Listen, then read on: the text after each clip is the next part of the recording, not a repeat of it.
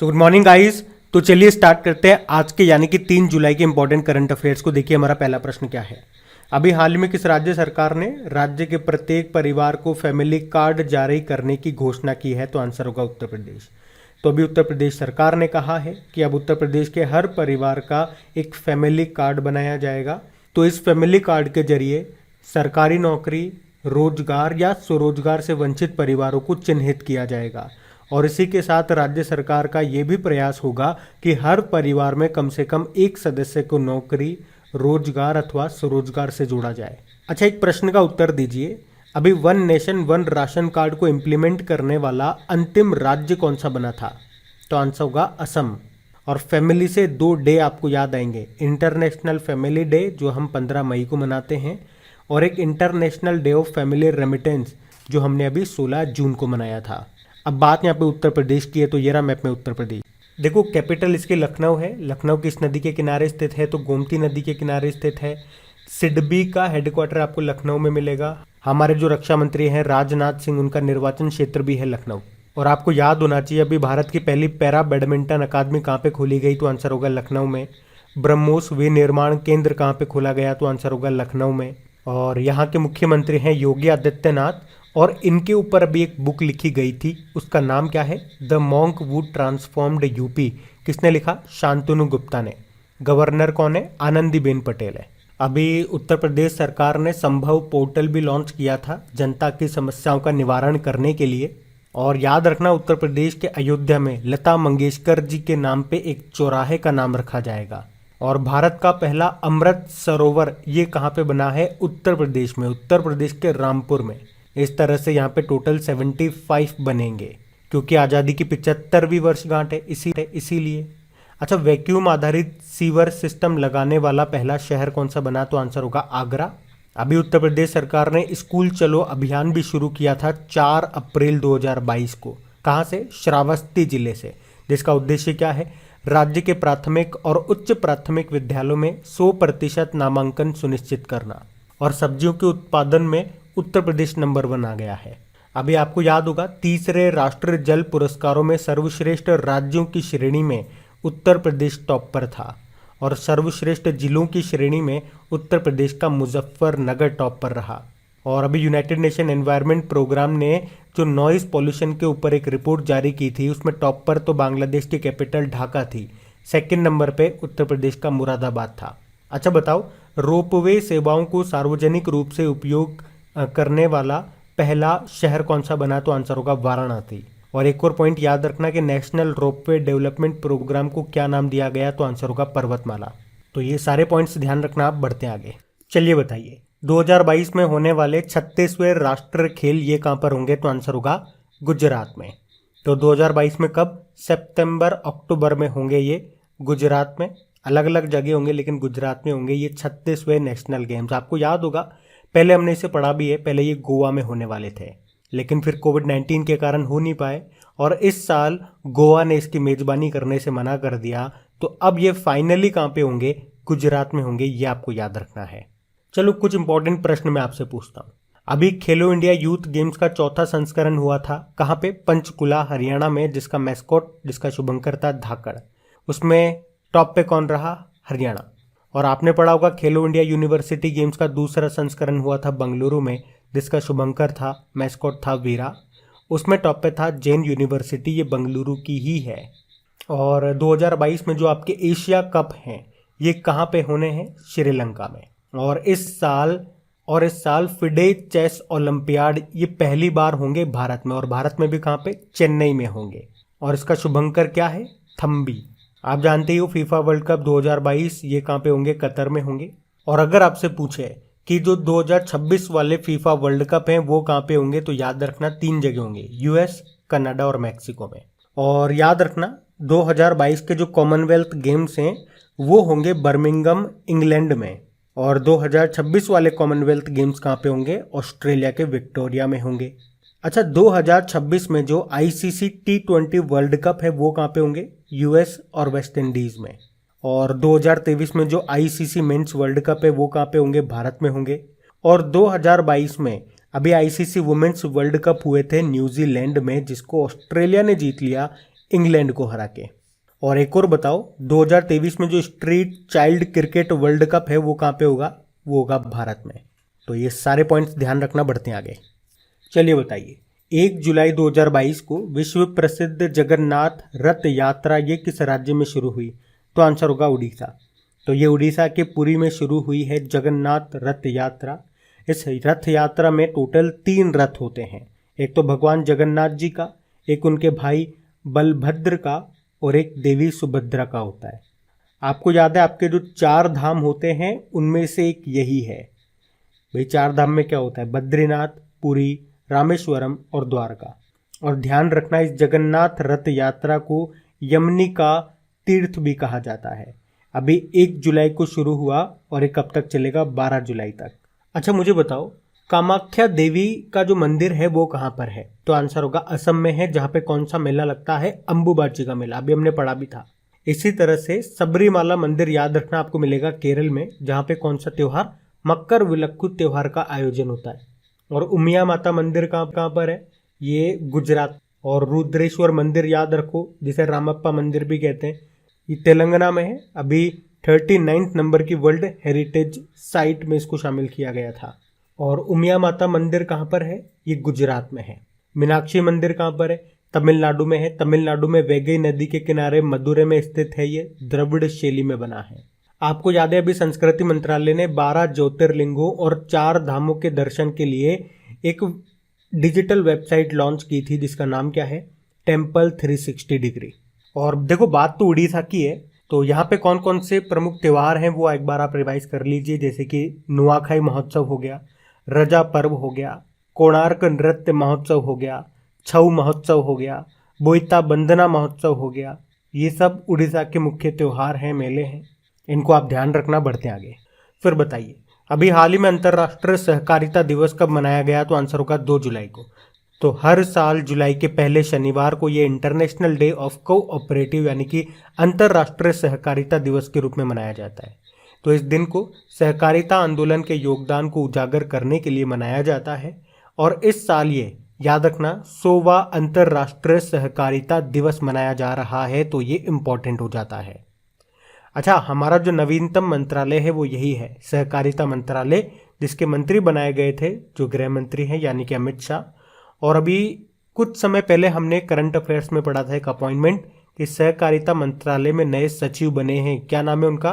तो इतना तो आप में ज्ञान होना चाहिए, क्योंकि उनका नाम है ज्ञानेश कुमार। देखो, 2 जुलाई को वर्ल्ड स्पोर्ट्स जर्नलिस्ट डे, विश्व खेल पत्रकार दिवस भी मनाते हैं। और 2 जुलाई को ही वर्ल्ड यूएफओ डे भी मनाया जाता है।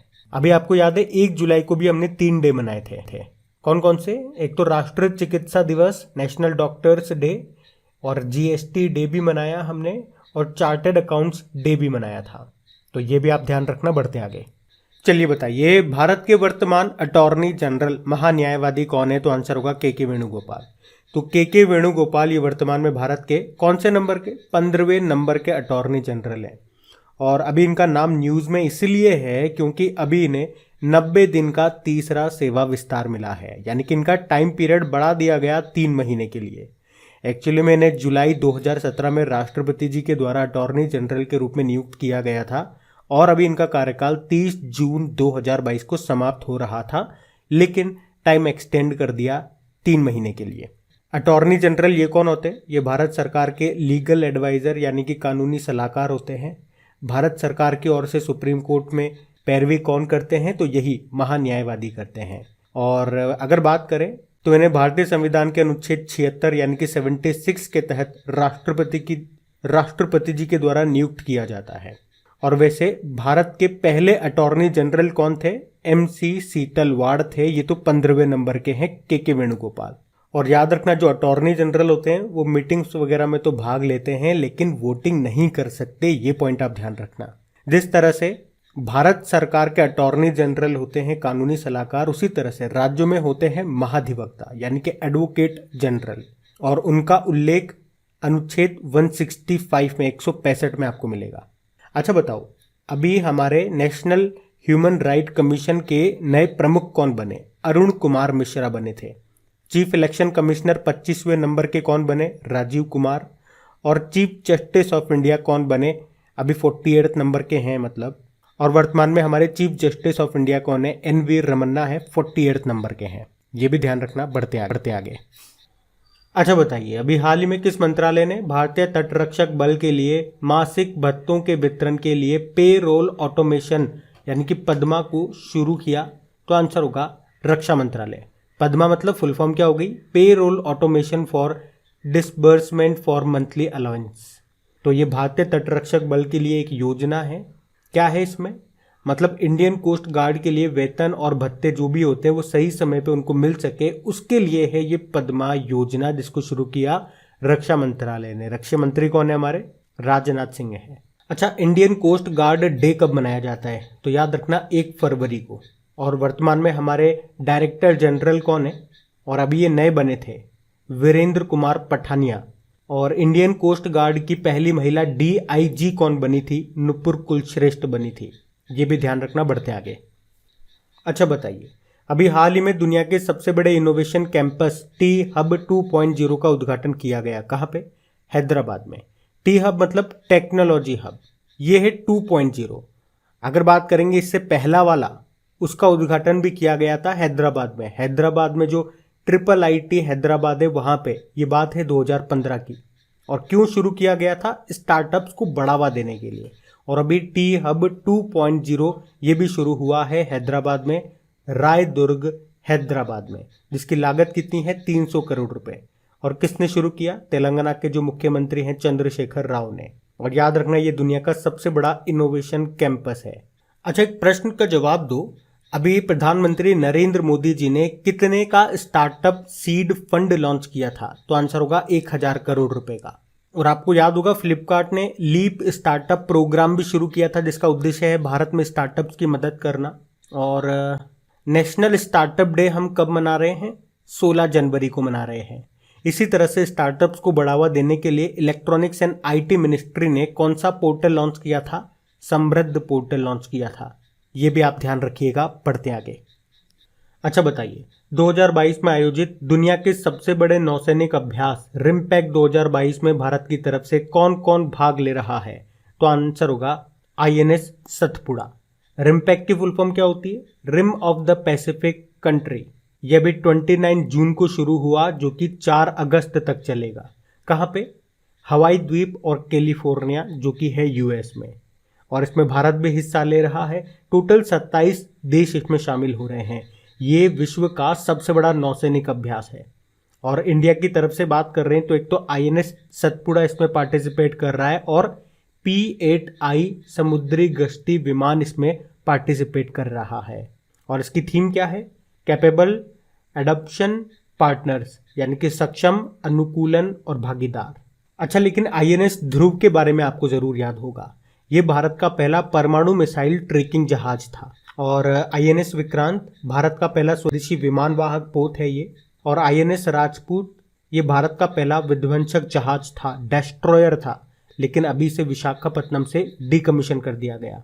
अच्छा, ग्रैंड ओल्ड लेडी ये किसे कहा जाता है? तो याद रखना INS विराट को कहा जाता है। इसे हमने इंग्लैंड से लिया था, लेकिन अभी इसे डिकमीशन कर दिया गया। अच्छा बताओ, अभी बोंगो सागर नाम का एक नौसैनिक अभ्यास है, वो भारत और किस देश के बीच में हुआ था? तो भारत और बांग्लादेश के बीच में हुआ था ये। उसमें भारतीय जहाज कोरा और सुमेधा ने हिस्सा लिया था। और अभी डस्टलिक नाम का एक्सरसाइज हमने उज्बेकिस्तान के साथ में किया था। कहाँ पे? उज्बेकिस्तान में ही।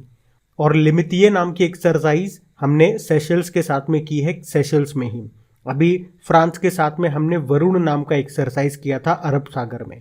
और श्रीलंका के साथ में हमने स्लाइनेक्स नाम का एक नौसैनिक अभ्यास किया था, ये भी याद रखना। इस साल हमने रशिया के साथ में पैसेक्स नाम का एक्सरसाइज किया था अरब सागर में। हमने अभी जापान के साथ धर्मा गार्जियन नाम का एक्सरसाइज भी किया था। ओमान के साथ हमने ईस्टर्न ब्रिज नाम का एक्सरसाइज किया था राजस्थान के जोधपुर में। ये सारे एक्सरसाइज जो मैं आपको बता रहा हूँ ये अभी 2022 वाले ही हैं, तो ये आपको याद होने चाहिए। चलो मुझे बताओ, स्लाइनेक्स नाम की एक्सरसाइज हमने कहा किसके साथ करते हैं? हम श्रीलंका के साथ। अभी मैंने कहा आपको। अब अगर आपसे पूछा जाए कि सिम्बेक्स नाम की एक्सरसाइज किसके साथ करता है इंडिया? तो सिंगापुर के साथ। और सिटमैक्स नाम की एक्सरसाइज में इंडिया, सिंगापुर और थाईलैंड ये तीनों हिस्सा लेते हैं। ये आप ध्यान रखना बढ़ते आगे। अच्छा बताइए, CII यानी कि कॉन्फेडरेशन इंडियन इंडस्ट्री गुणवत्ता रत्न पुरस्कार 2021 से सम्मानित किया गया, तो आंसर होगा अशोक सूद को। तो हैप्पीएस्ट माइंड्स टेक्नोलॉजी के संस्थापक और कार्यकारी अध्यक्ष हैं अशोक सूद, जिनको CII गुणवत्ता रत्न पुरस्कार 2021 से सम्मानित किया गया है। आपको याद होगा भी 31वां GD बिरला पुरस्कार किसे मिला, तो आंसर होगा नारायण प्रधान को। और 2022 का सुभाष चंद्र बोस आपदा प्रबंधन पुरस्कार किसे मिला, तो आंसर होगा विनोद शर्मा को। और अभी 31वां सरस्वती सम्मान जो कि 2021 के लिए मिला था, किसे मिला, रामदरस मिश्रा को, उनके कविता संग्रह मैं तो यहाँ हूँ के लिए। तो ये पॉइंट्स पे अभी न्यूज़ में थे और इम्पोर्टेंट है ये सारे नाम, ध्यान रखना। ये बढ़ते आगे। चलिए बताइए, एशिया प्रशांत स्थिरता सूचकांक 2021 में गोल्ड मानक श्रेणी हासिल करने वाला एकमात्र भारतीय शहर कौन सा है, तो आंसर होगा बेंगलुरु। तो एशिया पैसिफिक सस्टेनेबल इंडेक्स 2021 के अनुसार 4 भारतीय शहर बेंगलुरु, दिल्ली, हैदराबाद और मुंबई, ये टॉप 20 स्थायी शहरों की सूची में शामिल हुए हैं। और इस लिस्ट में टॉप 5 ग्रीन रेटेड शहर जो हैं वो हैं सिंगापुर, मतलब सिंगापुर पहले स्थान पर है, दूसरे स्थान पे सिडनी है, तीसरे पे वेलिंगटन है, चौथे पे पर्थ है और 5वें पे मेलबोर्न है। और 14वें स्थान पर बेंगलुरु है, जो कि गोल्ड मानक श्रेणी हासिल करने वाला एकमात्र भारतीय शहर है। अच्छा, अगर आपको याद हो तो हमने पढ़ा था कि भारत में आइकिया ये अपना सबसे बड़ा स्टोर का उद्घाटन अभी इसने किया था, कहाँ पे, बेंगलुरु में। आइकिया ये फर्नीचर वगैरह बनाने की एक कंपनी है। और याद रखना, भारत का पहला केंद्रीकृत AC रेलवे टर्मिनल ये कहाँ पे शुरू हुआ, बेंगलुरु में ही, और उसका नाम है सर M विश्वेश्वरैया टर्मिनल। अभी भारत का पहला डिजिटल वाटर बैंक एक्वेरियम ये कहाँ पे लॉन्च हुआ, बेंगलुरु में। आपको याद है भारत का पहला आर्टिफिशियल इंटेलिजेंस और रोबोटिक्स टेक्नोलॉजी पार्क, जिसे कहेंगे आर्ट पार्क, ये कहाँ पे शुरू हुआ, तो आंसर होगा बेंगलुरु में। और बेंगलुरु में ही आपको इन्फोसिस का हेडक्वार्टर मिलेगा, विप्रो का हेडक्वार्टर मिलेगा, हिंदुस्तान एरोनॉटिकल लिमिटेड का मिलेगा, इसरो का हेडक्वार्टर आपको यहीं पर मिलेगा। इसी को सिलिकॉन वैली ऑफ इंडिया भी कहा जाता है। तो ये सब बातें ध्यान रखना, बढ़ते हैं आगे। चलिए बताइए, PSLV C-53 मिशन में इसरो ने किस देश के 3 उपग्रहों को लॉन्च किया, तो आंसर होगा सिंगापुर। तो अभी इसरो ने अपने PSLV C-53 रॉकेट को लॉन्च किया है। यहाँ पे PSLV का मतलब होता है पोलर सैटेलाइट लॉन्च व्हीकल, जिसमें सिंगापुर के 3 सैटेलाइट को लॉन्च किया गया। इसे कहाँ से, सतीश धवन अंतरिक्ष केंद्र श्रीहरिकोटा से लॉन्च किया गया।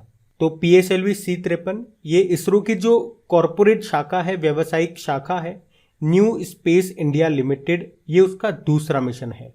आपको याद है इसने जो इस साल पहला रॉकेट लॉन्च किया था वो कौन सा था, PSLV C-52 था। और ये कौन सा सैटेलाइट लेके गया था, अर्थ ऑब्जर्वेटरी सैटेलाइट 04। अच्छा, पहले तो हम इसरो की बात करते हैं। इसरो मतलब इंडियन स्पेस रिसर्च ऑर्गेनाइजेशन, जिसकी स्थापना होती है 1969 में। और इसके चेयरमैन कौन है, तो अभी नए बने हैं 10वें नंबर के S सोमनाथ इनका नाम है। इनसे पहले कौन थे, के शिवान थे, जिनको रॉकेट मैन ऑफ इंडिया के नाम से भी जाना जाता था। ये याद रखना पॉइंट। इसरो का मोटो क्या है, space technology is in service of human kind. याद रखना, इसरो 2024 में शुक्र ग्रह यानी कि वीनस के अध्ययन के लिए कौन सा मिशन लॉन्च करेगा, शुक्रयान 1। और इसरो ने कहा था कि वो दूसरा अंतरिक्ष केंद्र बनाएगा, कहाँ पे, तमिलनाडु के थुथुकुडी में। अच्छा, मुझे बताओ भारत और जापान के चंद्र मिशन का क्या नाम है, तो आंसर होगा LUPEX, Lonar polar exploration mission. और इसरो ने 104 सैटेलाइट भेज करके जो सबसे ज्यादा सैटेलाइट भेजने का रिकॉर्ड बनाया था, उन्हें किस रॉकेट से भेजा गया था, तो PSLV C-37। लेकिन इस रिकॉर्ड को तोड़ दिया था स्पेसएक्स ने। इसने एक साथ 143 सैटेलाइट्स को भेजा था फॉल्कन 9 रॉकेट के साथ में। अच्छा, क्या आपको याद है 2008 में जो चंद्रयान 1 भेजा गया था, किसके द्वारा, PSLV C-11 के द्वारा। और 2019 में जो चंद्रयान 2 भेजा था उसे GSLV Mark 3 के द्वारा भेजा गया था। और उसमें एक लैंडर था और एक रोवर था। लैंडर का नाम विक्रम था, रोवर का नाम प्रज्ञान था। ध्यान रखना ये सब, बढ़ते आगे। चलो बताओ, 2022 में आयोजित 11वें विश्व शहरी मंच वर्ल्ड अर्बन फोरम का आयोजन स्थल कौन सा है, तो आंसर होगा पोलैंड। तो अभी 11वां विश्व शहरी मंच वर्ल्ड अर्बन फोरम ये पोलैंड में आयोजित किया गया, जिसकी थीम है शहरी परिवर्तन को बढ़ावा देना और एक बेहतर भविष्य का निर्माण करना। चलो आप मुझे बताओ, पोलैंड की एक टेनिस प्लेयर है जिन्होंने अभी जो फ्रेंच ओपन हुआ था उसमें वुमेन सिंगल का टाइटल जीत लिया है, और वैसे वो एश्ले बार्टी के बाद, एश्ले बार्टी ने संन्यास ले लिया ना, तो उनके बाद अब नंबर 1 वुमेन्स टेनिस प्लेयर बन गई हैं। उनका नाम बताइए। अब हम बात करेंगे कल के वीडियो में पूछे गए प्रश्न के उत्तर की। तो कल के वीडियो में आपसे पूछा था ईरान और किस देश ने ब्रिक्स क्लब में शामिल होने के लिए आवेदन किया, तो आंसर होगा अर्जेंटीना। आप सभी ने प्रश्न का बिल्कुल सही उत्तर दिया है। और गाइस, सेशन अच्छा लगे तो प्लीज़ लाइक करके इसे शेयर ज़रूर करना।